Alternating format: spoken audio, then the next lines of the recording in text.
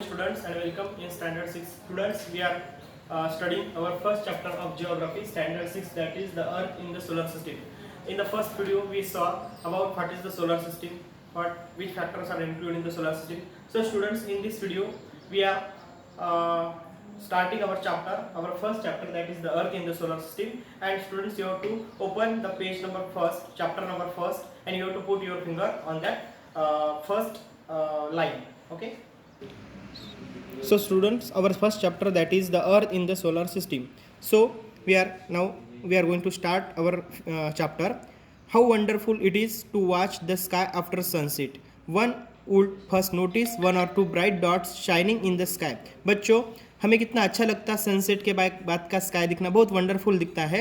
और हम नोटिस भी कर सकते हैं, जब जैसे ही सनसेट हो जाता है हम नोटिस कर सकते हैं कि वन और two bright dots shining in the sky में हमें एक या दो ब्राइट डॉट्स नज़र आते हैं। वो क्या है? वो चांदनियाँ हैं। Soon you will see the number of increasing, और जैसे ही रात बीतती जाएंगी, जैसे ही टाइम निकलता जाएगा, वो उनके नंबर्स इंक्रीजिंग होंगे, क्योंकि वो ज़्यादा से ज़्यादा हमें वो दिखते नज़र आएंगे, shining bodies. You can not count them any more, और बाद में तो आप काउंट भी नहीं कर सकोगे, वो अनकाउंटेबल होंगे, क्योंकि वो बहुत सारे दिखेंगे आकाश में आपको।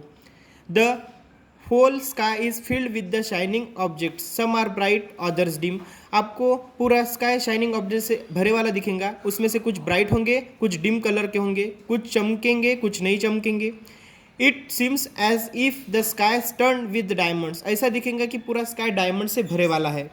दे all appear to be twinkling, पूरे आपको ट्विंकलिंग ट्विंकलिंग करते नजर आए, जैसे पोएम में बोला जाता है ट्विंकलिंग ट्विंकलिंग लिटिल स्टार्स, वैसे वो चमकते नजर आएंगे पूरे आपको। But if you look at them carefully, you will notice that some of them do not twinkle as others do. लेकिन आपने अगर केयरफुली ऑब्जर्वेशन किया, केयरफुली नोटिस किया, तो आपको पता चलेगा कि पूरे के पूरे ट्विंकल नहीं करेंगे, पूरे के नहीं चमकेंगे। They simply glow without any flicker just as the moon shines, वो पूरे चमकेंगे नहीं, जैसे मून शाइन करता है वैसे सिंपली ग्लो होता है, वो ट्विंकल नहीं करेंगे। Along with these bright objects, you may also see the moon on most of the days. Most of the days क्यों कहा गया है? क्योंकि पूरे महीने में 30 या 31 दिन रहते हैं, उनमें से कुछ ही दिन, यानी in different shapes and at different position, हमको जो मून है वो डिफरेंट टाइम में, डिफरेंट फेजेस में, डिफरेंट शेप में दिखता है। You can see the full moon only once at अब इन अबाउट मंथ्स टाइम, आपको फुल मून मंथ्स के कुछ ही टाइम में दिखता है। It is full moon night और पूर्णिमा, उसको फुल मून की नाइट कहते हैं, नहीं तो पूर्णिमा कहते हैं। यानी उस दिन पूरा मून आपको आकाश में दिखेगा, पूरा राउंडेड, पूरा फुल मून आपको दिखेगा, उसको फुल मून बोलते हैं, और उस नाइट को पूर्णिमा भी कहते हैं। अब fourth night later, fourth night का मतलब है 15 दिन।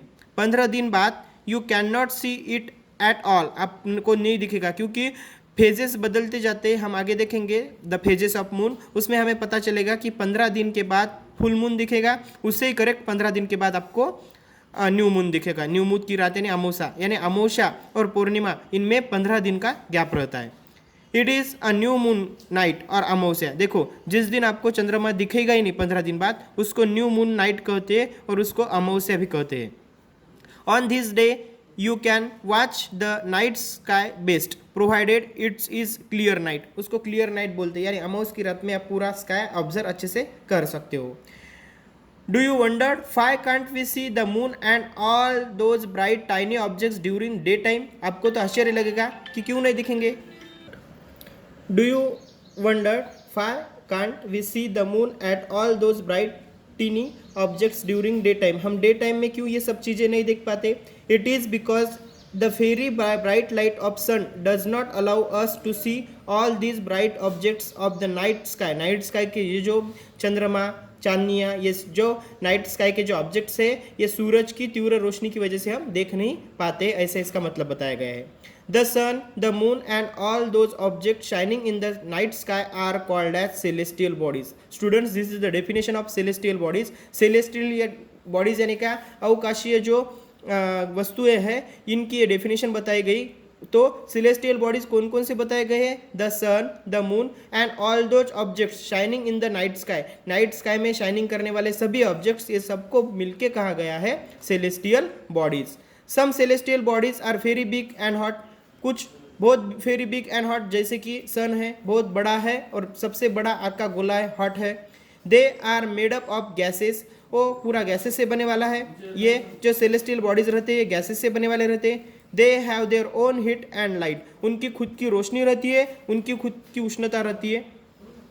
विच they emits in a large amount, और वो इमिट करते हैं, एक्सक्रीट करते हैं, वो रोशनी देते हैं।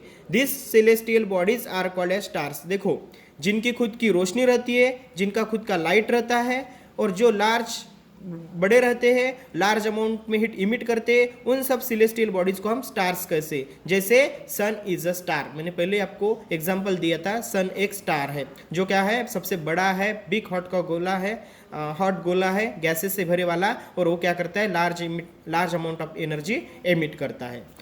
Countless twinkling stars in the night sky are similar to the sun. Sun जैसे स्टार है वैसे ये ट्विंकलिंग स्टार्स भी सिमिलर टू द सन है, but we do not feel their heat और light and they look so tiny because they are very very from पास। और हमें बहुत छोटे, टिनी यानी सबसे स्मॉल, वेरी स्मॉल, तो इतने स्मॉल क्यों हमें दिखते हैं, क्योंकि वो हमसे बहुत बहुत डिस्टेंस पर है। हाँ students, now you have to open next page, first paragraph. You must have notice that all objects look similar when seen from a distance. हम डिस्टेंस से हमने देखा तो हमें सब ऑब्जेक्ट्स क्या कैसे लगते हैं, सिमिलर लगते हैं। How small an aeroplane looks when it is flying at the great height, और हमसे ग्रेट हाइट पे जो एरोप्लेन फ्लाई होता है वो देखो कैसे हमें छोटा दिखता है। While watching at the night sky you may notice various patterns forms by different groups of stars, this are called constellations. देखो, हमने अगर देखा तो हम नोटिस कर सकते हैं कि अलग अलग पैटर्न्स के हमें ग्रुप्स नजर आते हैं स्टार्स के, उन सब ग्रुप्स को कहा गया है मिलके कॉन्स्टलेशंस कहा गया है। Ursa Major and Big Bear is one such a constellation, आपको एग्जांपल्स भी दिया, Ursa Major and Big Bear is a one such a constellation. One of the most easily recognisable constellation is the Saptarishi. Saptarishi क्यों कहा गया उसमें, सप्त यानी seven, ऋषि यानी सेज, ऐसा बताया गया है कि सात सेज का, सात ऋषियों का ये कॉन्स्टलेशन है। जैसे सप्तर्षि आपको यह डायग्राम में भी दिखाया गया फिगर 1.1 में, सप्तर्षि एंड द नॉर्थ पोल। आपने अगर नॉर्थ की तरफ फेसिंग किया तो आपको द पॉइंटर स्टार्स दो नजर आएंगे, बाद में नॉर्थ स्टार्स नजर आएगा, और ऐसे 1 2 3 4 5 6 7 ऐसे 7 स्टार्स एक लाइन में नजर आएंगे, उनको सबको मिलके कहा गया है सप्तर्षि। ये कॉन्स्टलेशन है, that forms a part of Ursa Major constellation. Ask someone elder in your family or neighborhood to show you more stars, planets and constellation in the sky. आप किसी की हेल्प लेके भी आप ये स्काई का ऑब्जर्वेशन एट द नाइट कर सकते हो। Next paragraph. In ancient times people use to determine directions during the night with the help of stars. जैसे अभी मोबाइल फोन्स भी आ गए हैं, अभी पूरे हम इजीली रिकॉग्नाइज कर सकते हैं all the directions, but ancient time में क्या था, एंशियंट टाइम में लोग क्या करते थे, सूरज की छाव से ये करते थे, कितना टाइम हो गया, थोड़ा सा वो अंदाज़ा लगाते थे। वैसे ही पीपल क्या करते थे, डायरेक्शन यूज करने के लिए नाइट के स्टार्स का भी यूज करते थे। The north stars indicate the north direction. जैसे नॉर्थ स्टार सा उत्तर जो तारा था तो वो क्या करता था, नॉर्थ डायरेक्शन इंडिकेट करता था। It is also called pole star, उसको पोल स्टार भी बोलते थे। आपको यहाँ पे थोड़ा सा ब्रॉड में दिए वाला है word. It always remains in the same position in the sky. We can locate the position of the pole stars with the help of Saptarishi. Saptarishi से भी हम ऑब्जर्व कर सकते हैं। मैंने पहले ही बोला आपको, फेसिंग टू द नॉर्थ किया आपने तो लास्ट वाला जो है वो आपको नॉर्थ स्टार्स यहाँ पे दिए वाला है। Okay, look at the figure 1.1, ये मैंने आपको बताया है। उसके बाद some celestial bodies do not have their own heat and light, they are lit by the light of the stars. देखो, स्टार्स के बारे में हमने जानकारी ली थी, स्टार को खुद का एनर्जी है, खुद की लाइट है, इसीलिए वो स्टार्स है। लेकिन कुछ सेलेस्टियल बॉडीज ऐसे है जिसको do not have their own heat and light, उनको खुद का लाइट नहीं है, डिपेंड्स ऑन अदर्स है। सच बॉडीज आर कॉल्ड प्लैनेट्स, उनको प्लैनेट्स बोलते हैं। जैसे एग्जाम्पल लिए तो हमारी अर्थ है, हमारी अर्थ को खुद का न हीट है न खुद का लाइट है, वो क्या करती है, तो हमारे अर्थ पे किसका लाइट गिरता है, डेज होते हैं, नाइट्स होते हैं। तो क्यों होते हैं बच्चों, क्योंकि ये रोटेशन रिवॉल्यूशन जो होता है अर्थ का हमारा, और वो लाइट हमें किससे मिलता है, सन से मिलता है। सन की रोशनी की वजह से डे नाइट हमारे होते हैं। और ये सब फिनोमिनन क्यों होता है, क्योंकि अर्थ क्या करती है, अर्थ रोटेशन भी करती है खुद के अराउंड और सर के अराउंड रिवॉल्यूशन भी करती है, इसीलिए ये सब होता है। The word planet comes from, अभी प्लैनेट वर्ड के बारे में, प्लैनेट यानी ग्रह, एक प्लैनेट है और हमारा पृथ्वी भी एक प्लैनेट है। The word planet comes from the Greek word planetai which means wondered, wondered यानी आश्चर्य से भरे वाला। The earth on which we live is a planet, जिस पे हम रहते हैं अर्थ, सन से दूर 3rd नंबर का प्लैनेट है। It gets all its heat and light from the sun, मैंने अभी बोला है आपको, हमारी अर्थ को सन से ही हीट एंड लाइट मिलती है। Which is our nearest stars, जो हमारा सबसे पास वाला स्टार कौन है, सन, उससे ही हमें हीट एंड लाइट मिलती है। If we look at the earth from great distance से the moon, it will appear to be shining just as the moon, moon की तरह ही अपीयर होगा, आपको शाइन करते नजर आएगा।